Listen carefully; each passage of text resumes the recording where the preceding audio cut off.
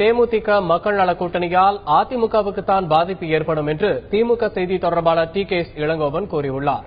கூட்டணி கட்சிகளுடனான தொகுதி பங்கீடு விரைவில் முடிவு செய்யப்படும் என்றும் அவர் தெரிவித்தார்.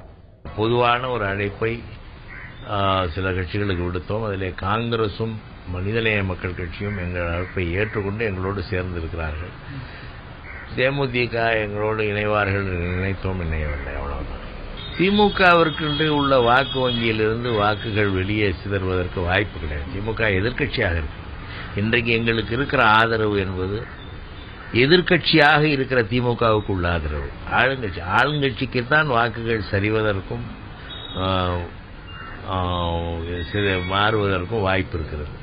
எதிர்க்கட்சிக்கு என்ன மாற்றம் இருக்க போகுது? அநேகமாக ஒரு 10 நாட்களுக்குள் இந்த கூட்டணி பேச்சுவார்த்தைகள் அனைத்து கட்சிகளோடும் முடிந்து யார் யார் எந்தெந்த தொகுதியிலே எத்தனை எண்ணிக்கையிலே என்பதும் எந்த தொகுதியிலே போட்டியிடுகிறார்கள் என்பதும் முடிவு எடுக்கப்படும்.